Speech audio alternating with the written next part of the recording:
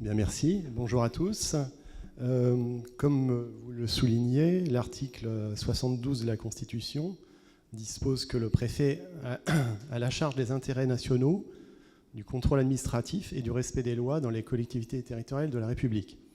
Donc à ce titre, le contrôle budgétaire constitue une mission constitutionnelle destinée à garantir l'application uniforme sur le territoire des règles de droit par les collectivités en matière financière.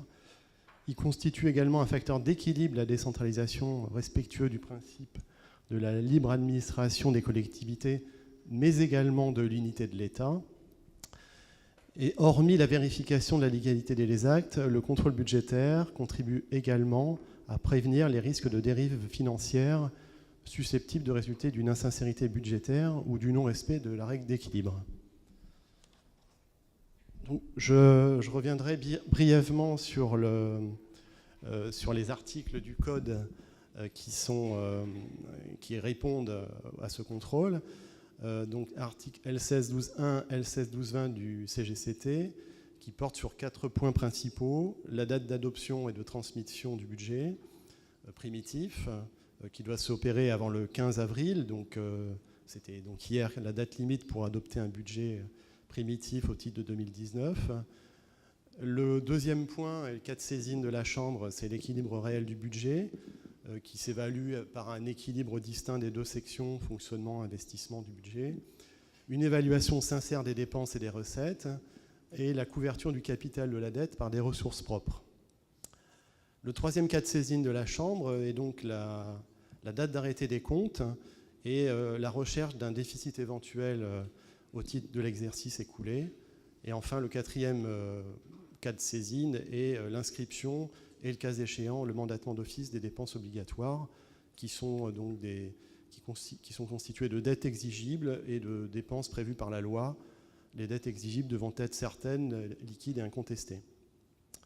En termes de procédure, mais je vais peut-être un peu répéter les propos introductifs, si lors du contrôle budgétaire, les services de l'État constatent que l'une de ces dispositions n'est pas respectée, le préfet saisit pour avis la Chambre régionale des comptes et qui, selon les cas, soit établit un budget en cas d'absence de vote, soit propose des rectifications en cas d'un budget déséquilibré, soit propose des mesures de redressement sur un seul exercice dans les cas de déséquilibre du compte, soit sur plusieurs exercices lorsque le déficit est particulièrement conséquent. Après avis de la CRC, comme vous l'avez indiqué, le préfet est seul habilité à réformer les actes budgétaires d'une collectivité défaillante. Et donc, dans ce cadre, le contrôle budgétaire constitue ainsi un pouvoir de substitution qui permet au préfet de régler d'office et de rendre exécutoire le budget d'une collectivité. L'exercice de ce contrôle présente parfois des difficultés, sans rentrer dans la problématique des effectifs qui sont chargés de ce contrôle. La première difficulté, c'est la multiplicité des actes et la quantité considérable d'actes adoptés par les collectivités. On a une particularité en Outre-mer, c'est-à-dire un nombre réduit de collectivités qui permet de ne pas être sous la tension comme nos collègues métropolitains. À titre d'exemple, à population égale, le département de l'Oise, qui a une population similaire à peu près à La Réunion, comporte 693 communes, il me semble, contre 24 ici. Donc la multiplicité des actes et leur technicité constituent une première difficulté dans le cadre de l'exercice du contrôle.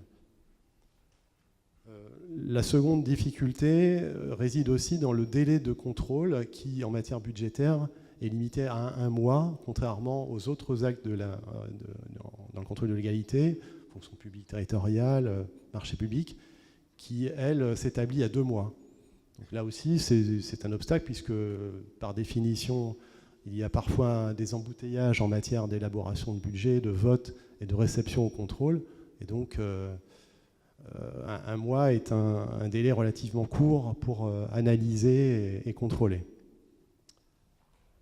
Une troisième difficulté aussi réside dans parfois la difficulté pour estimer la sincérité des écritures.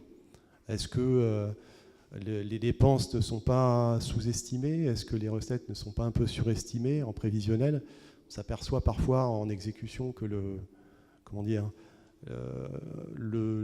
taux de réalisation est un peu loin de ce qui était prévu initialement.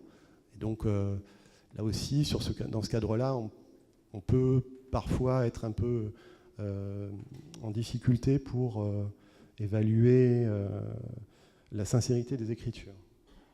Enfin, et je ne vais pas trop m'étendre parce que mon collègue John va un peu détailler les limites.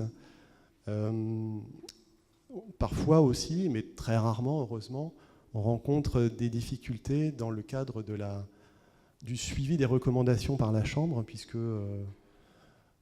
certaines communes, dans le cadre de plans de redressement, et je ne fais pas référence à des collectivités locales, mais au plan national, ne suivent pas les préconisations et, par leur attitude, ont tendance à aggraver la situation plutôt que l'améliorer. Je ferai un petit focus sur le contrôle budgétaire à La Réunion. À La Réunion, nous sommes dans une fourchette de 700 à 800 actes budgétaires annuels qui sont reçus au contrôle. Nous avons, de par un nombre limité de collectivités, donc un taux de contrôle à La Réunion qui est de 100%, qui nous permet non seulement de détecter peut-être un peu plus facilement que nos collègues métropolitains les difficultés qui peuvent toucher certaines collectivités locales. Ça nous permet de les alerter le plus tôt possible, de les accompagner pour celles qui le souhaitent. Et on peut, et je conclurai mon intervention relativement courte, mais peut-être pour rattraper le temps, par le fait que le nombre réduit de collectivités localement permet d'avoir des échanges facilités et constructifs avec l'ensemble des collectivités, ceci en lien avec la Direction régionale des finances publiques et la Chambre régionale des comptes. Voilà, merci.